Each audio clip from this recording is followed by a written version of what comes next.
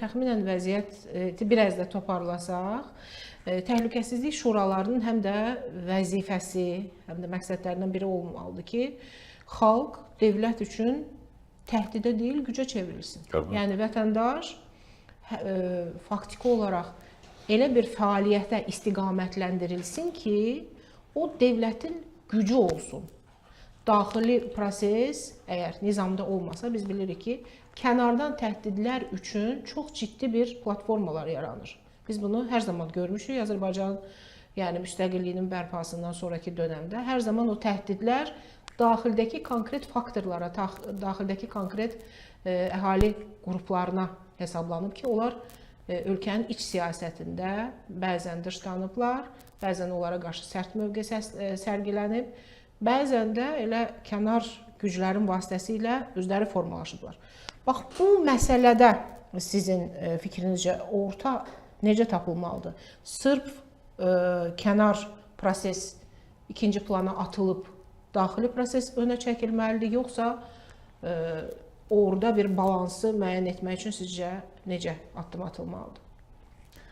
Aydan xanım, Paşa bəy çox vacib məqamlara toxundu. Əgər biz hesab ediriksə ki, hökumət nə üçün fəaliyyət göstərir? Yəni, hökumətin məqsədi dövləti idarə etmək, dövlətin maddi bazasını yaratmaq, cəmiyyət yaşatmaq, cəmiyyət həyatını düzgün idarə etməkdirsə və normalda bu məsələlər belə deyək, hardasa axsayırsa, o halda kriz yaranır da, böhran yaranır.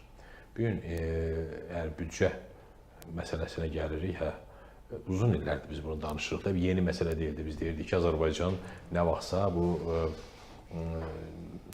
Skandinav sindromunu yaşamamalıdır. Çünki o neft gəlirlərindən asıllıq bir gün neft dayananda, gəlir dayananda iqtisadi yaranır. İndi ola bilsin bəlkə ən asan iş tənqid eləməkdir. Çünki çox təəssüf ki, dünya heç də göründüyü kimi deyil, o ikiyüzlü də deyil, çox üzlüdür. Bəzən, xüsusilə kiçik dövlətlər üçün o qədər də asan deyil. Üzdə suveren bərabərlikdən danışılır, beynəlxalq hüquqdan danışılır.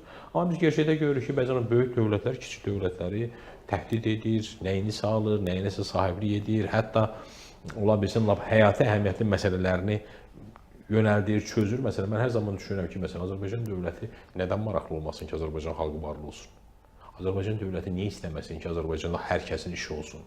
Azərbaycan dövləti niyə maraqlı olmasın ki, uşaq pulu verilsin? Bu uşaq onun gələcək əskəridir, gələcək məmurudur, zabitidir. Niyə Azərbaycan dövləti maraqlı olmasın ki, onu, belə deyək də, əhalisi normal olsun, rifahla yaşasın da, ora-bura köç eləməsin, iş dalınca, güc dalınca, düşmən, nə bilim, dövlətlərin gedib ərazisində, qapısında nökərçilik eləməsin. Niyə bu gün Azərbaycan insanı getməlidir Sibirə, getməlidir, nə bilim, hara gəldi, ora, dünyanın hər bir tərəfinə dağılmalıdır.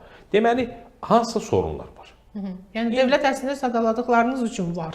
Dövlət həm də onun üçün var. Bəli, yəni bu məsələləri çözmürsənsə, onda nə ehtiyac var? Bu bir vətəndaş müqaviləsidir, bu bir razılaşmadır. Dövlətlə bağlı nəzəriyyələr çoxdur, amma onlardan ən yaxşısı odur ki, bir saziş imzaladılar ki, gəlin biz bir dövlət quraq, biz ona, belə deyək, vergi verək, o da bizi qorusun. Çox gözəl. Amma bu ilkin yanaşmaydı. Amma sonra bu dövlət yavaş-yavaş qurdu, yaratdı, iqtisadiyyatı təsir elədi, işçisini, bəli. Deyək ki, bu ölkədə böyünləri 5 nəfərin vergi vermə imkanı var. O vergini artıracaqsan, o düşəcək 4-ə, sonra 3-ə, sonra 2-ə, sonra 1 qutardı, bitdi. Yiyəcək. O bəzən deyirik, o deyək ki, inflyasiya gəliri yiyir. İndi bu vergi əslində iş mühitini yiyəcək, qutarıb gedəcək.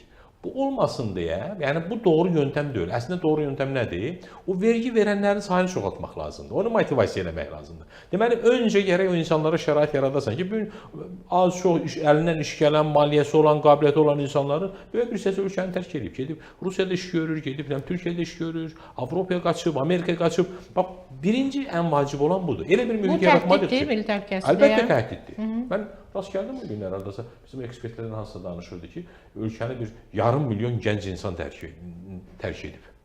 Ən böyük sərvətdir də. İndi o sahənin mütəxəssisləri bilirlər, o ekspertlər bilirlər. Bu resurslar sadalananda, sıralananda birinci resurs insan resursudur. Ondan sonra gəlir, nə bilim, qızıl, gəlir təbii sərvət, nə bilim, obsi, bubisi. Yəni ölkənin ən gənc əhalisi olan ölkə regionun faktiki olaraq liderliyinə iddialı olan birinci ölkə olur. Orada varislik var artıq. Sonrası var. Məsələn, indi bir çox ölkələrdə bugün deyirlər ki, əhali qocalıb, düşünürlər ki, belə olmaz. Artıq əhalinin 50+1-i pensiyasıdır. Nə olacaq? Bunu ölkəni kim davam etdirəcək? Kim yaşadacaq? Kim çalışacaq və s. Yəni bu gənc əhaliyə sahib olmaq əslində ən böyük sərmayəyə sahib olmaqdır. Amma bu sərmayəni düzgün istifadə etməlisən. Bu sərmayə qaçıb gedəndən sonra qalırsan sərmayəsiz. Bu da yoxsullaşdırır da. Bu gəncliyin getməsi, bu dəyərli insanların getməsi, o insanlar gedəndə özləri ilə bərabər qabiliyyətlərini, bacarıqlarını aparırlar, pullarını, paralarını aparırlar. Enerji, bax bu ən böyük bəli dəyər yaradan insandır. Bax indi həmin o Milli Təhlükəsizlik Şurası lazımdır, otursun, birinci oradan başlasın. Ölkə bəli ilk öncə ölkənin iqtisadi yapısını, sosial yapısını qurmaq lazımdır ki, ondan sonra bəlkə burada insanlar olmayandan sonra da kimin təhlükəsizliyini qoruyacaqsan? Kimə lazımdır artıq bu qurum? Yəni dünyada şirkətlər var da, heç əhalisi də yoxdur, falan da yoxdur, gedir, neftsə çıxardır, satır, başını girir. Bu dövlət olmur. Dövlətin bəli, belə deyək də, bir ən azı sosial məsuliyyəti var. Xalqı var, əhalisi var. O əhalinin də yaşamı üçün, nə bilim, doğru düzgün inkişafı üçün əlbəttə, mən düşünürəm ki, burada ilk öncə o belə deyək də, baş beyin dövlətdir. O dövlət düşünməlidir.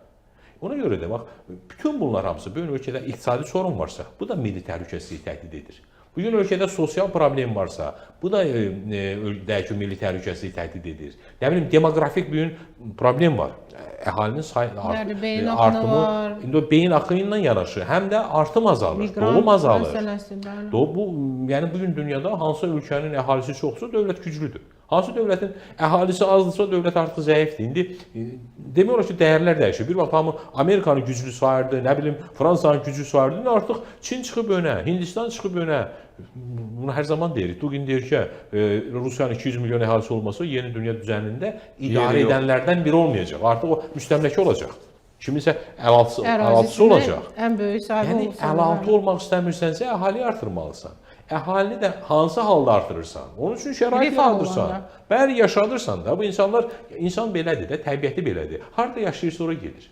Şərait yaradacaqsan, burada yaşayacaq. Sıxışdıracaq, onu incidəcəksən, sıxacaqsansa, qaçıb gedəcək, harada rahatlıq varsa, azadlıq varsa, pul qazanmaq asandırsa, ora gedəcək. Bax, indi pul qazanmaq asan eləmək lazımdır. Bax, məncə, doğrudan da milli təhlükəsizlik yalnız sərhəddi qorumaq deyil, yalnız düşmənin, nə bilim, cəzasını vermək deyil, yalnız xarici siyasət uğurları deyil, həm də daxili siyasət uğurlarıdır. Həm də xalqı yaşatmalısan.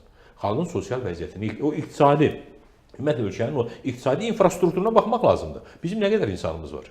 Nə qədər iş yerimiz var? Bunu, məsələn, mən hər zaman deyirəm, bu Almaniyada bir yaxın dostumuz var, həmişə deyir ki, Almaniyada gedirsən şəhərə, 100 minlik şəhərdə 120 min iş yeri var. Bu standartdır. Ona görə qorxmur. Ora miqrant da gəlsə, asır, kəsir, bir dəqiqə Avropanın ən çox sıxan odur ki, bu nədir? Miqrantlar gəldi, birazdan Avropa qalmayacaq, belə olacaq. Avropanın vecinə deyil. Çünki o miqrant gələndə əslində onun iş yeri var, boş iş yeri var, vakansiya var. Normalda əslində Avropa ölkələri özləri maraqlıdır ki, ora miqrant gəlsin. Yəni sadəcə yox, istəyirlər ki, o qaçaq-quçaq gəlməsi, nə bilim, daha çox kriminal gəlməsi. Yəni onlar o donor mütləq lazımdır, amma onların istədiyi, arzuladığı, təhsilli olsun, savadlı olsun, olmayanı da özləri həmin o standartlara yaxınlaşdırmaq üçün konsept müəyyən eləyirlər. Mən xatırlıyorum, səfərimizdə 2-3 ay bundan qabaq Almaniya kansleri Özbəkistana səfər gedəndə orada bir müqavilə imzalamışdılar ki, Özbəkistana nə qədər işçi qüvvə gəlsin Almaniya. Yəni artıq gəlməyən də gedib hardansa o işçi qüvvəni axtarır. Çünki olması iqtisadiyyat dayanır. O necə deyirlər, o sex dayanır, o zavod dayanır, fabrik dayanır. İndi orada da belədir ki, çox maraqlıdır ki, məsələn Avropanın özündən də bir uzun müddət deyək ki, miqrasiya var idi Amerika falana. Başqa tərəfdən də açıq Avropada bu gün doğrudan da orada o doğum falan düşüb.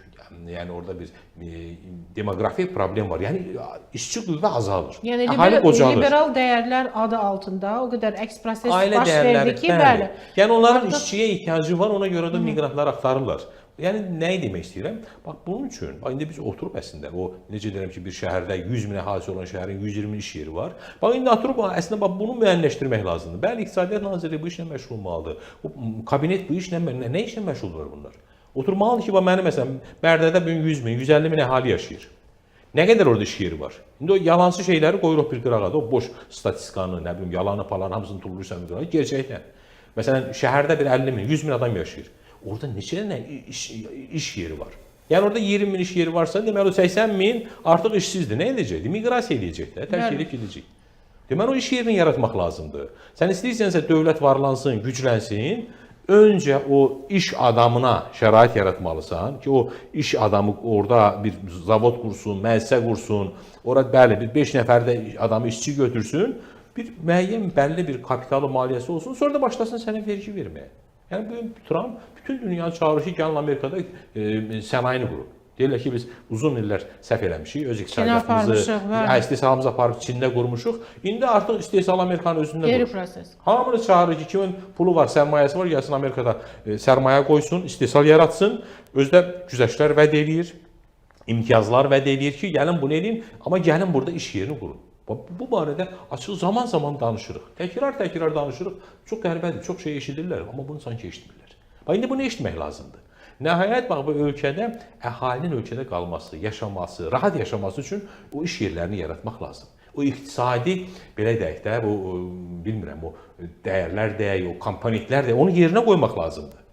Yəni, bu məsələ belədir. Bugün büdcə də iqtisadiyyatdan asılıdır, əhalinin vəziyyəti də, miqrasiya da, hər şey, ölkənin dövlətin təhlükəsizliyi də, hər şey büdcədən asılıdır.